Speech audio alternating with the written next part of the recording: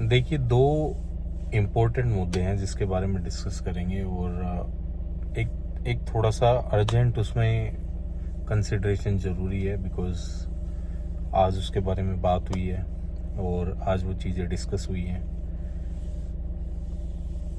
सबसे पहला जो मुद्दा है वो है, एक honourable high court of Orissa ने अभी एक जजमेंट दिया था और उसमें एक ऑब्जर्वेशन ली थी रिगार्डिंग मेंटेनेंस। अब मेंटेनेंस को लेके काफ़ी चीज़ें सर्कुलेट होती हैं, उसमें कुछ चीज़ें सही हैं, कुछ चीज़ें सही नहीं है। और ऑनरेबल हाई कोर्ट ने भी जो है डायरेक्शन दी थी, जो उसके रिलेटेड भी चीज़ें जो है सर्कुलेट होती हैं, उसमें भी कुछ चीज़ें सही हैं कि नहीं है, तो वही हम क्लैरिफाई करेंगे। तो ऑनरेबल कोर्ट की वन ऑफ द ऑब्जर्वेशन ये थी कि बेसिकली जो वुमेन वर्क कर सकती है या फिर उसके पास में ऐसी टेंडेंसी है, कैपेबिलिटी है, डिग्रीज है, एजुकेशन है कि वो थोड़ा बहुत काम कर सकती है, तो आइडल ना बैठें, मतलब बिना काम के अनएम्प्लॉयड ना बैठें, थोड़ा काम करें, और वो चीज़ कंसिडर करी जाएगी ड्यूरिंग द मेंटेनेंस। अब मेंटेनेंस में क्या होता है कि financial status of the parties और आपकी इनकम वगैरह, आपका जो स्टेटस ड्यूरिंग द मैरिज, और आपके बच्चे, डिपेंडेंट्स, लाइबिलिटीज़, एसेट्स, वो सब काउंट होता है बेसिकली। और इसी में ही एक चीज़ ये भी काउंट होती है कि whether somebody is living on rents, whether somebody is earning. तो जो अर्निंग होती है कहीं ना कहीं थोड़ा सा उसमें जो पर्सन अर्न करता है, for example if wife is earning, तो जो उसकी मेंटेनेंस है वो थोड़ी सी कम बनेगी basically, if she is earning less than her husband.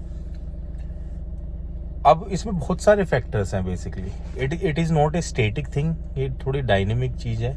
तो ये ऑनरेबल कोर्ट की जो डायरेक्शन थी। अब इसमें एक कन्फ्यूजन ये है कि जब भी ऑनरेबल कोर्ट की जो डायरेक्शन होती है, it can have binding effect with in that state only. Binding हो सकता है, बट वो सर्कमस्टांसिस थोड़े से इक्वल होने चाहिए, सिमिलर होने चाहिए। दूसरी जो स्टेट्स है उसमें बाइंडिंग रोल नहीं होता, समझ रहे हैं आप? वो मतलब बाइंड नहीं करती दूसरी स्टेट्स पे, दूसरी स्टेट्स में लागू नहीं होती है बेसिकली। एक एडवाइजरी रोल प्ले करता है कि व्यू एक होता है कि हाँ आजकल जो व्यू है वो ये है, तो एक रेफरेंस पॉइंट हो सकता है, but it can not have a binding effect. पहली चीज तो ये है कि तो बेसिकली जो ऑनरेबल हाई कोर्ट की जो डायरेक्शन है वो ऐसा नहीं है कि ऑल इंडिया की डायरेक्शन है, because the current view is कि फोर्स नहीं कर रहे हैं। लेकिन अब कोई वाइफ है, वो बहुत ज़्यादा ही अर्निंग की कैपेबिलिटीज़ रखती है, उसके पास डिग्रीज हैं, तो ऑनरेबल कोर्ट्स भी वो नहीं चाहते कि भाई डिस्प्यूट की वजह से कोई सिर्फ डिस्प्यूट की वजह से कोई अनएम्प्लॉयड रहे, या फिर वो अपनी लाइफ में जो है एक्सेल ना करे, प्रोफेशनली उस चीज़ को परसू ना करे। तो सबसे पहली चीज़ तो यही है कि वो बाइंडिंग इफेक्ट नहीं है। और जो करंट व्यू है वो मैंने आपको बता ही दिया है कि करंट व्यू में ये है कि वाइफ का जो है, honourable courts are not forcing somebody to work, but they are not promoting right now, but consideration जैसे होती है, if somebody is having the capabilities तो कंसिडर होगी, अगर नहीं है तो कैपेबिलिटीज अब नहीं होगी। अब कोई ऐसी सोसाइटी से बिलोंग करता है, मान लो वहाँ पे रिस्ट्रिक्शंस है, तो इसको कंसिडर करते हैं बेसिकली। तो ये यूनिवर्सल नहीं है, it does not have binding effect, but definitely एक अच्छा पॉइंट है, व्यू है, जो कि प्रमोट भी करता है, वर्क कल्चर को प्रमोट करता है, बिकॉज जो डिस्प्यूट्स की वजह से जो काम नहीं कर रहे हैं, तो वो भी एक थोड़ा सा कहीं ना कहीं गलत है। तो ये चीज़ प्रमोट करता है कि वर्क करिए, डिस्प्यूट जो है वो रिजोल्व होंगे, over the time of period disputes जो है रिजोल्व हो जाएंगे, बट ड्यू टू डिस्प्यूट्स आप काम मत छोड़िए। दूसरी चीज़ के बारे में जो डिस्कस करना है वो है हमारा जो लेटेंट शो था, उसके रिगार्डिंग में जो हियरिंग थी, उसके रिगार्डिंग में आज ऑनरेबल कोर्ट ने कुछ ऑब्जर्वेशन लिए। अब मैटर जो सब जुडिस है, तो डेफिनेटली जो हमारा व्यू है वो कॉन्स्ट्रेंट करना चाहिए, हमें बोलना कम चाहिए, बट एक दो पॉइंट है जो मेरे को लगा कि क्लैरिफाई करना चाहिए।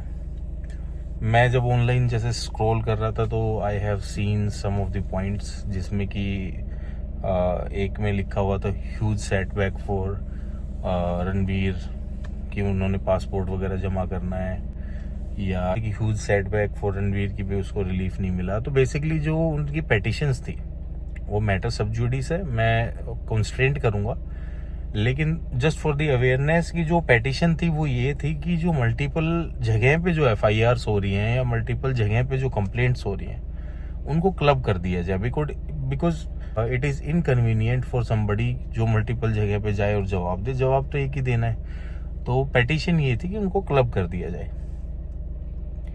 और कोई भी, ये कोई सेटबैक नहीं है कि उनका पासपोर्ट वगैरह रख लिया। बेसिकली जो भी प्रोसीडिंग्स होती हैं ऑनरेबल कोर्ट के सामने, तो ऐसी प्रोसीडिंग्स में honourable court for securing the presence of the accused person वो पासपोर्ट वगैरह रख लेते हैं। तो ये एक प्रोसीजरल पार्ट भी है to secure the presence of the accused person. भाई आगे भी हियरिंग होगी, अगर मान लो ना आए तो वो चीज़ को सिक्योर करने के लिए तो it is quite normal passport जमा करना। लेकिन जो रियल सेटबैक है, वो रियल सेटबैक ये है कि कंटेंट जो है डालने से पहले परमिशन लेनी है। कंटेंट जो है उसको अकाउंटेबल कर दिया है अब, और वो एक कंटेंट क्रिएटर के लिए सबसे बड़ा सेटबैक होता है कि अब उसका जो कंटेंट है, मान लो कोई भी था, वो पहले इंडिपेंडेंट था, now they are dependent over the permission given by the honourable court. तो मतलब बड़ा सेटबैक तो ये है कि भी उनका कंटेंट जो है वो भी परमिशन से डलेगा।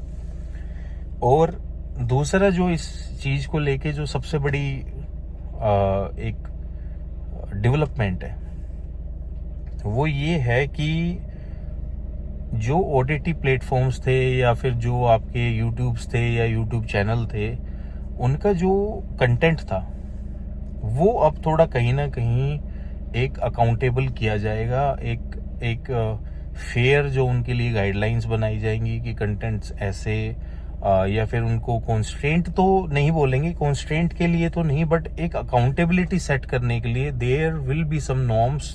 इस चीज को लेके सुप्रीम कोर्ट ने इंक्लिनेशन डेफिनेटली शो करी है। तो ये चीज ऑनरेबल कोर्ट ने जरूर बोली है कि if the government is not going to do, तो वो ऑनरेबल सुप्रीम कोर्ट जो है वो चीज काम करेंगे। तो बेसिकली ये केस जो है वो एक डेवलपमेंट, एक बेसिकली आप ये सोचो कि ऐसा केस बन गया है जो एक ऑनलाइन प्लेटफॉर्म्स हैं लाइक यूट्यूब वगैरह, उनके जो गाइडलाइंस है regarding the content, publishing of the content, तो वो इस केस से निकल के आएंगे। तो it's a kind of may be A case study बन सकता है। तो लीगल डेवलपमेंट इसमें यही थी। बाकी जो भी होगा मैटर में, जो भी केस है वो तो आप पढ़ ही लेंगे। नेक्स्ट डेट ऑफ हियरिंग भी है, तो उस पर क्या भी डिसाइड होता है। बट बेसिकली ये एक बिग केस उस हिसाब से बना है कि नॉर्म्स निकल के आएंगे, कुछ गाइडलाइंस निकल के आएंगी जो पब्लिश कर रहे हैं, जो कंटेंट पब्लिश कर रहे हैं, या यूट्यूब है या इस टाइप से। तो इस चीज़ को, नॉर्म्स को, गाइडलाइंस को जो क्रिएट किया जाएगा वो इन सब केसेस के थ्रू किया जाएगा। तो ये एक बहुत बड़ी न्यूज़ है। इसी तरीके से ही बात करते रहेंगे लीगल पॉइंट के बारे में। Thank you so much.